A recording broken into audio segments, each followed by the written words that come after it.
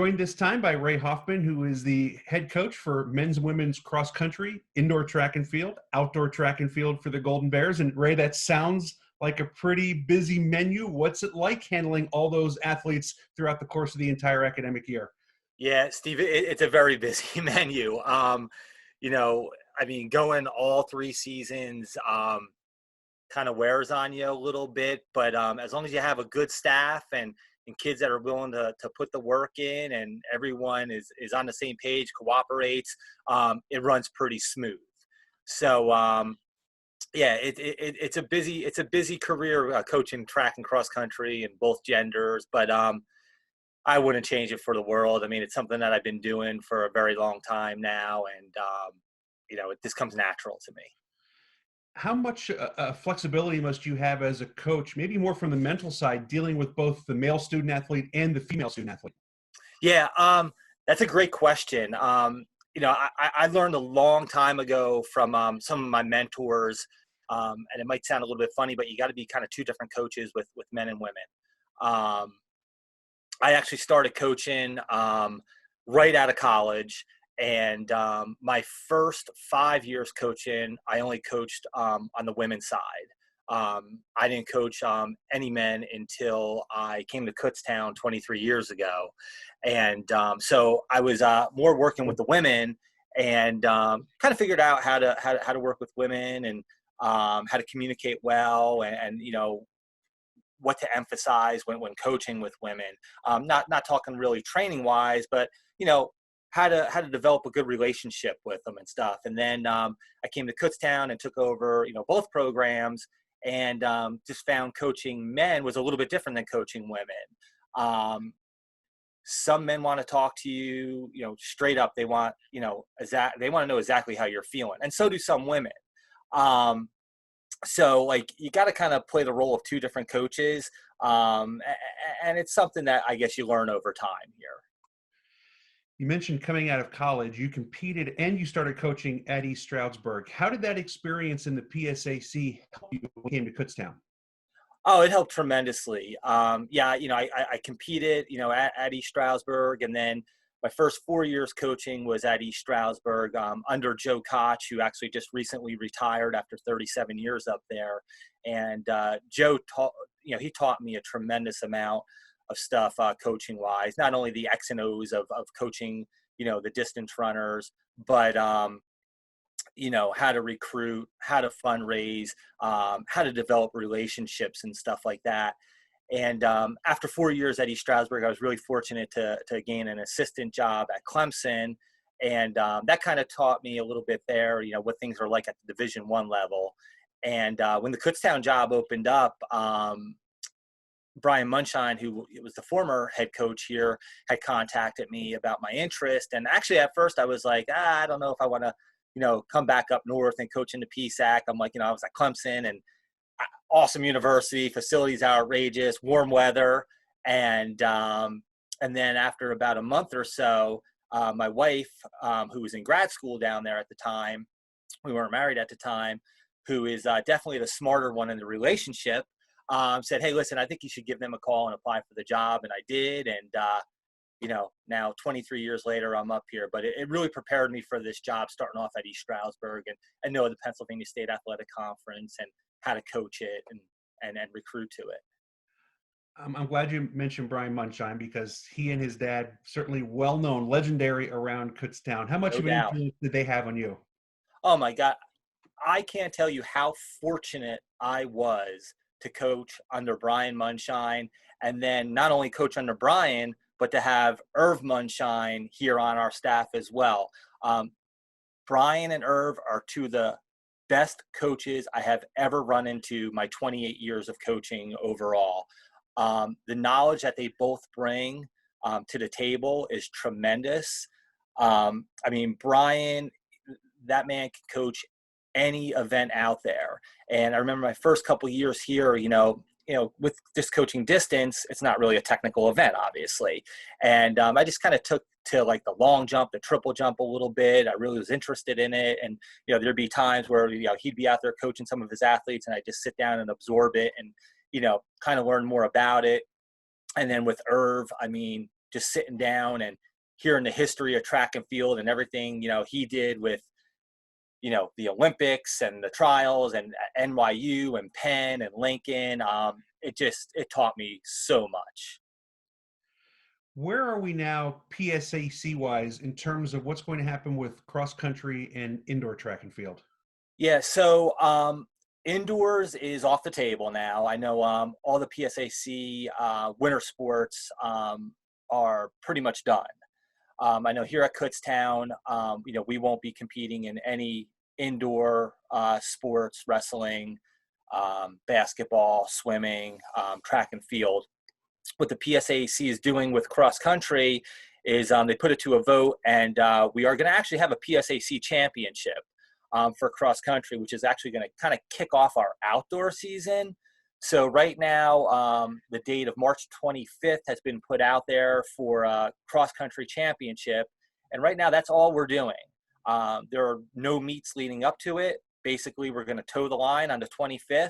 I believe every PSAC school, with the exception of one school, will be competing in that championship event. So it'll be interesting. I mean, you just don't know who has what out there. You don't know who the stronger or the weaker teams are going to be because you haven't seen them during the season.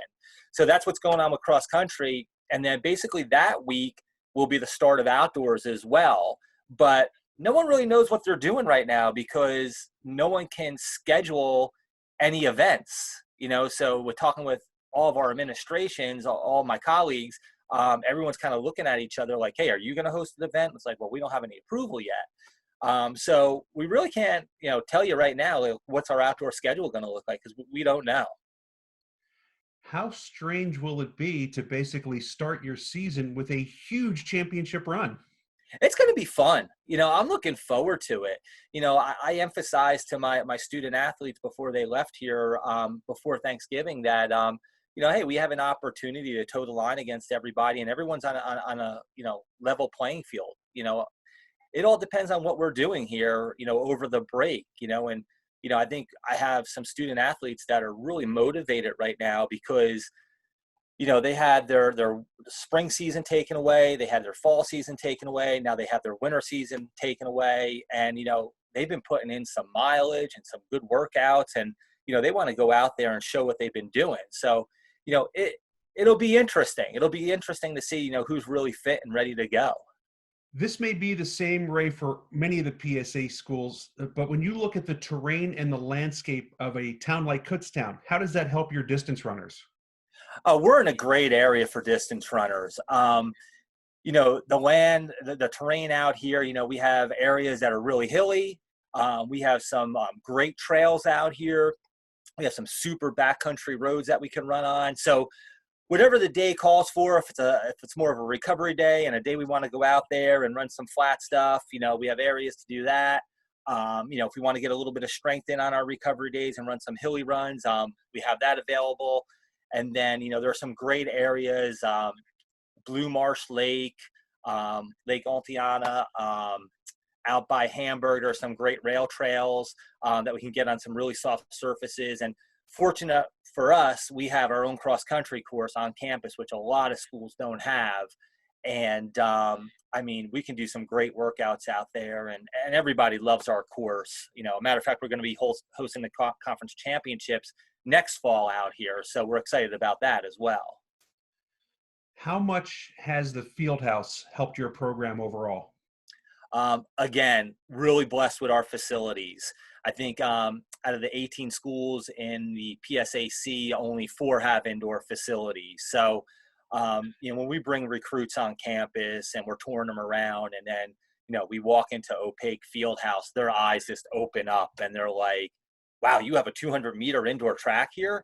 We're like, yeah, we're real fortunate because, those winter months we're not outside, in the cold wearing, 2-3 layers of clothes or shoveling off the track. We're in here in our T-shirt and shorts and getting some really good workouts in. So, with having the indoor facility and our cross-country course and, our outdoor track is maintained really well, we're real fortunate with the facilities that we have here right now. I think it's safe to say there hasn't been a ton of good coming out of the last 10 months or so, but you did tell me that one benefit for you is you've been able to get on the recruiting trail pretty hard. Yeah. I had mentioned earlier to you, being a cross country and track and field coach, I mean, you're going all school year. I mean, you're coming in preseason in August and your outdoor national championships is, the end of May. So there's no season where you're off of competing. So everything that you're always doing, your recruiting, your fundraising, everything else that's on your plate, you're in season all year long, opposed to some other sports that, they have a season and then they have 2 seasons where they're not competing. They're still practicing at times and they're still doing everything everyone else has to do. Don't get me wrong, they're very busy. But yeah, it's actually been a little bit nice to actually not have a season and be able to really focus on recruiting right now. And, I think myself and Amy Filanowski, who's our full-time assistant coach here, who coaches the jumps and the multis, we've been really able to focus on a lot of recruiting right now. And, I'm hoping that, this year is going to be one of our best incoming classes. And, we've had some pretty solid kids sign with us already. So we're pretty happy with that. You and I have talked about this in some previous interviews, but obviously you need a lot of physical talents in all the sports that you coach. But how much is the mental aspect a big part of what makes your student athletes successful? Man, I'll tell you what, I tell my freshmen this every year.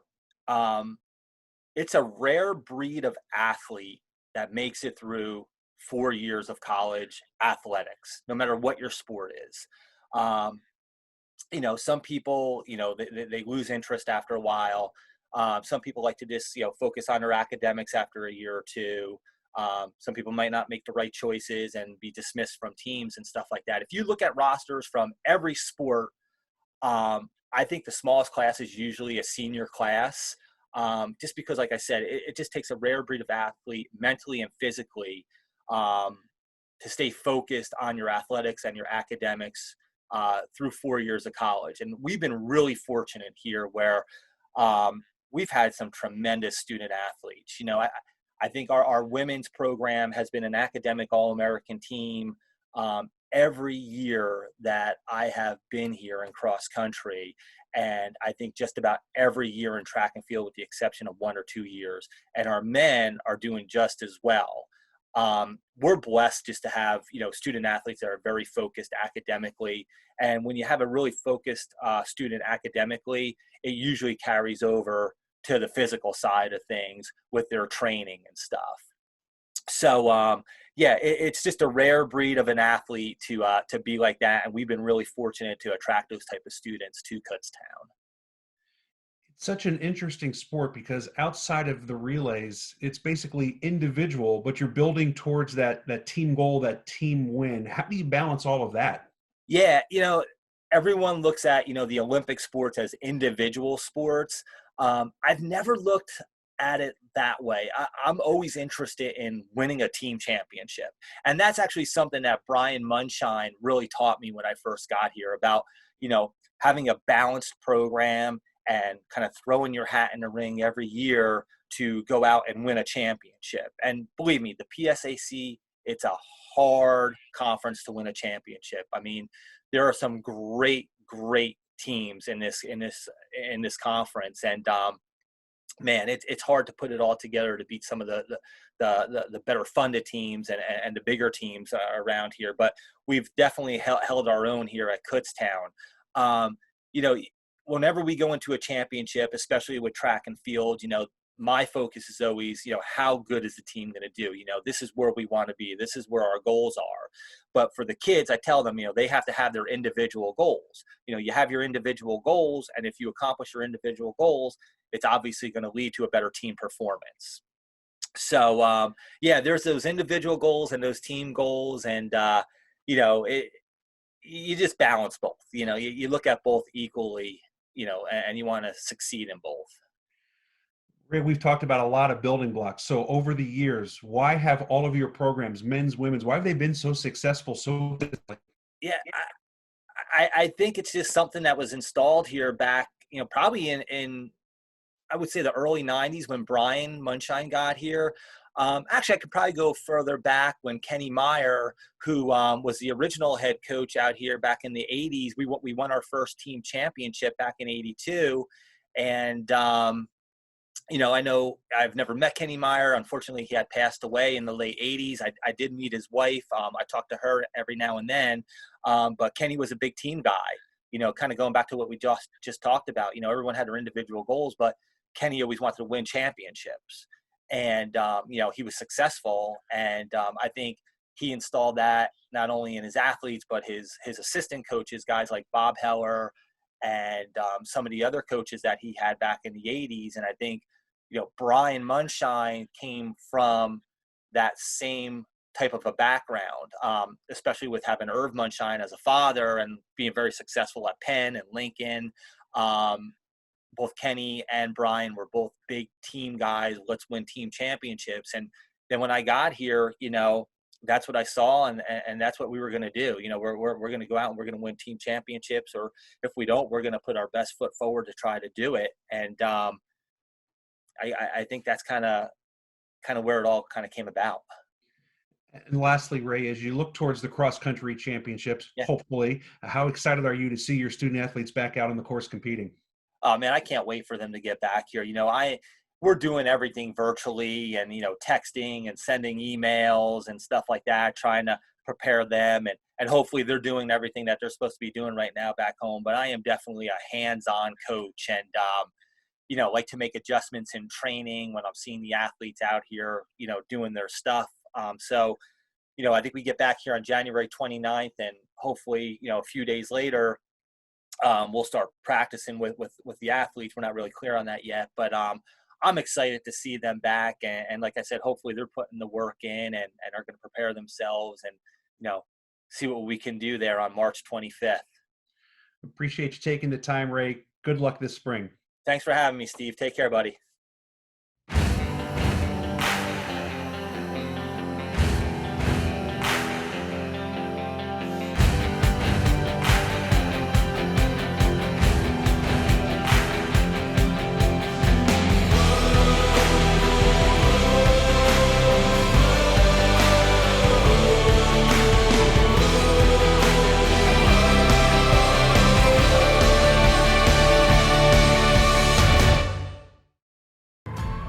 It starts as a golden bear, but where you finish, that's untold.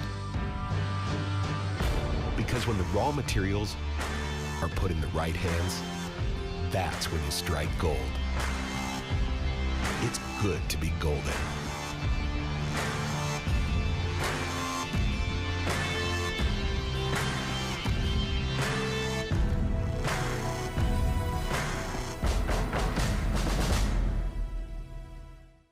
We are joined by Rob Fisher, who has the dual coaching roles as the head coach of the wrestling team and the golf team at Kutztown University. And Rob, I guess that's the obvious first question is, what's it like coaching two different sports at the Division II level?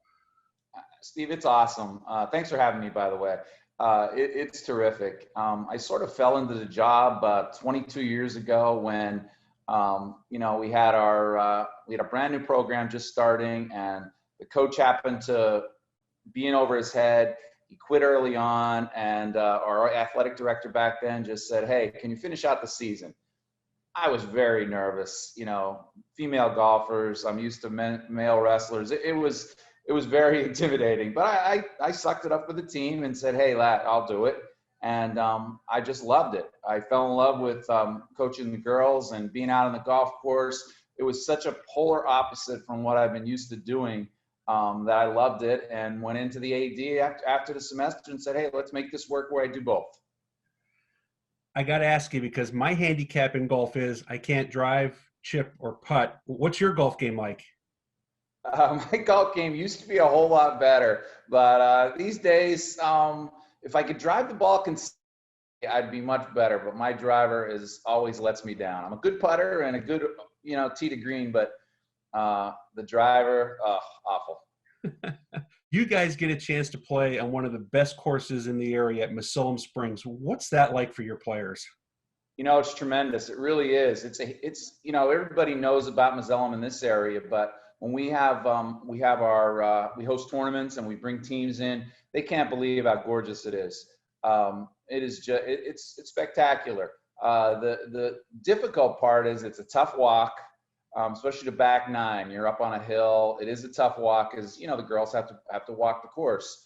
That's a little bit brutal, and the course is really, really hard. But the advantage to that is, you know, we go to away events and we are not going to see a tougher golf course, and we play every single day, which is great. And the membership just loves us. We love being there, and it's a great marriage for sure.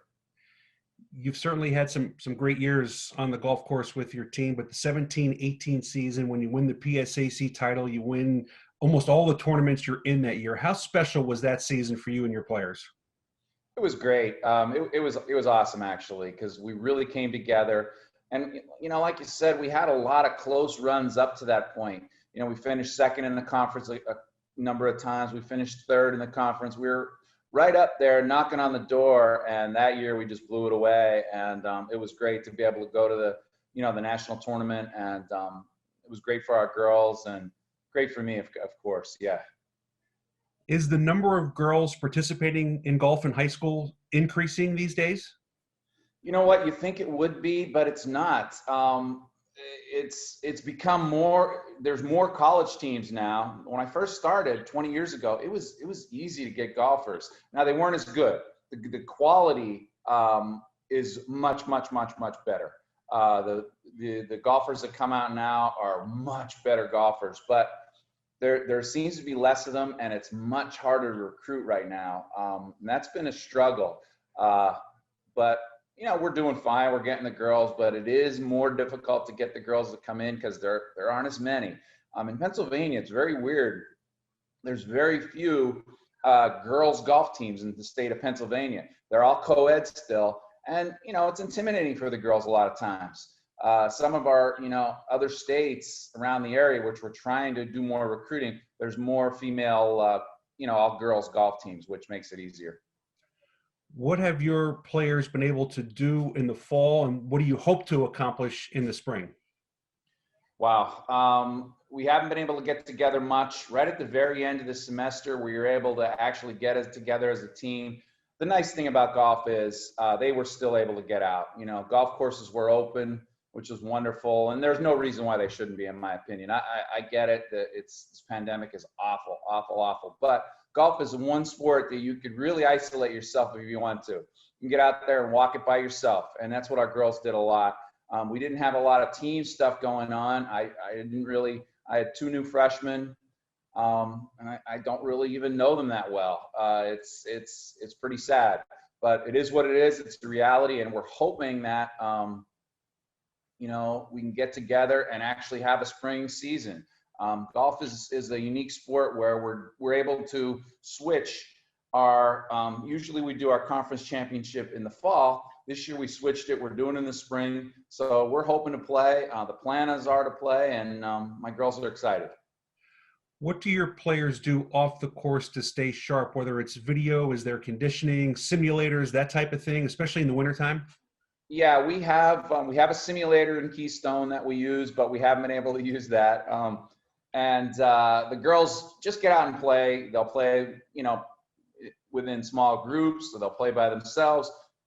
We provide them some guidance as what they should be doing, but you know, it's golf. You don't need to be in the greatest shape where, you know, conditioning is not a factor. These young ladies are athletes. They're in shape, and certainly not to play golf. We try to do some strengthening and some flexibility exercise to make sure they're loose and their bodies stay healthy. But overall, they're just getting out and playing. Let's make the transition to the mat. And you mentioned that the one sport you coach, you can pretty much be isolated if you want to in a pandemic. Wrestling, you can't. So how do you kind of look at the two differences in the sports you coach in terms of the environment we're in right now? Yeah, it's crazy. It's completely different, of course, as you just said. And we've done nothing. We've done nothing in our wrestling room. A lot of our guys haven't been on the mat since we're at our national tournament, and we were told we weren't having a nationals. The day before we were ready to compete, we were out in South Dakota, and guys have not been on the mat since. I have no idea what to expect. Yeah, it's a rough situation for our sport right now, but people are competing. Division I just started their season. They're competing. Division II, outside of our conference and outside of some other conferences, they're wrestling right now. I'm not sure how they're doing it, but they're competing. Can you wrestle with a mask on? Is that a feasible option? It really isn't, no. And the Division I that are wrestling right now, they're not wrestling with a mask. We're doing testing. The one thing, Steve, that a lot of people don't understand is we're really equipped to handle a pandemic. If anybody is, wrestlers are. We've been cleaning mats, taking care of our bodies. Skin issues are, and MRSA was a big issue 10 years ago. All kind of issues with, because we're close. We're rubbing, we're sweating on each other, we're bleeding on each other. We're used to taking care of our bodies, taking care of our facilities, taking care of our equipment, and really being thorough. That's what a lot of people don't understand. They think, and wrestling is, of course, it's really close and you're breathing on each other. You can't do anything about that. But as far as like cleaning and being ultra careful as how we take care of our bodies, we're used to that. You've been with the wrestling program for a long time, 20 years as the head coach. You've had 25 All-Americans. You've seen 5 national championships for the Golden Bears. What has kept your program so successful? There's a number of different reasons, and ultimately it's family. It really is. It's relationship building, and that's what I started right from the start. And I learned that from my mentor, Dan Hinkle, who was the longtime mentor of this program. He hired me as an undergrad in college. I got injured. I was at Lock Haven. I had a major injury. I was pretty much done with the sport. I left college for a few years. Came back to Kutztown. I was 22 years old or 23, whatever I was, and Coach Hinkle hired me as his assistant. I've never left. So I learned right from the start, it's relationship building. It's building a culture of family, people who really care about each other. And that's been the ultimate secret to our success is the family atmosphere that we have. I'm really glad you brought up Dan Hinkle, because he and his wife, Lois, have really been the foundation of this program, haven't they? They've been the foundation of KU athletics. What they instilled in is the generosity and giving back to not only our sport but to our university. He has 2 scholarships established in his name that we proudly present to wrestlers every year. I intend on fully doing that after my time here. And he's taught me so much, and they're such giving people. And I can't say enough. I miss him every single day. Rob, you're a Kutztown grad. How does that help you in relating to your student athletes, kind of knowing what they're going through on the other side of campus at times? Yeah, it's always been a help. I know a lot of people on the other side of the hill, as we say. It's been a long time, but I still know a lot of folks. I know how things work here in Kutztown, and it's been great. I'm a proud grad. I love Kutztown. I love that I went to school here. I love that I coach here, and this is home for me for sure. And your degree at Kutztown is special education for the visually impaired, and you worked in that field for several years before you started coaching full time. Just take us through the rewards of working with those people. That's another thing I miss all the time, and who knows? Maybe I'll eventually get back my closing years of my career, but it was terrific. It really was, and it taught me a whole lot about working hard for what you need, and the blind really, obviously, just put yourself in the picture of, they have it tough. I mean, anybody with disabilities, of course, but to be able to take, I had a lot of younger students, and we would work on everything. It was social skills. It was, just making calls, learning how to button your shirt properly, hold yourself where you don't stand out in a crowd. One of the things you want to be able to assimilate into a crowd, so you don't want to have to, people are constantly looking at you. Well, there's differences. Of course there's differences, but you want to be able to assimilate fully into your environment. So it was so rewarding to do that. Not only just teaching them how to read Braille, which was great. I mean, when you teach a kindergarten or first grader how to read with their hands, you cannot believe the excitement and the joy and the pride I take into, wow, we can do this. We can learn how to read books with our fingers. So it was unbelievable. Obviously, your goal is to help them, but I can just tell from your answer, how much growth did you get through that experience? It taught me so much, and it made me a better father, a better husband, and of course a better coach. So the growth as far as working with a population like the blind and visually impaired, or any education, it's so important as far as what we do. Learning how to be a teacher, learning how to be a mentor. I mean, a true mentor. In something like that, it's so much more than just learning to read and write. There's so much that goes into it, and it's just a better person for sure. You are joining us from Florida, so we're a little jealous right now, but I guess it's kind of nice, even during the pandemic, to be able to get away at a time where normally you wouldn't have a chance to. Yeah, for the last 30 years of my life, Steve, I've been, my boys come back the 26th of December. So we come back when the rest of the students are still just kicking back and chilling and getting ready for the second semester. We're back training, getting ready. So I've been doing that for the last 30 years. And my wife and I, when it was decided that, hey, we weren't coming back until the 17th or whenever, now it's even a little bit later, like, you know what, let's take advantage of this opportunity. Let's not sit at home and feel sorry for ourselves, because that's a tendency right now. We're all stuck in, we're feeling sorry for ourselves a little bit. So we're trying to not feel sorry for ourselves as much, get away and just enjoy life a little bit. We're trying our best, and it's beautiful down here. The weather's been 75 and sunny, and we've been kicking it in the beach every day and just chilling. That's what I've been doing too. I've been kicking it in the beach up here every day. I want to close this interview. We're talking to a lot of the other coaches at Kutztown through this pandemic and doing these interviews. The mental aspect of student athletes has been brought up a lot. And you coach two sports where it's as much mental as physical at times. How concerned are you about your golfers and your wrestlers from a mental aspect? I'm extremely concerned. I've been trying to, in fact, I just wrote a long email to the boys, just explaining how I've been dealing with it and how I've been struggling. And I realize that they have it a whole lot worse. They're not able to do what we normally do as athletes, as we do as humans, as we do as students. I don't know my freshman class.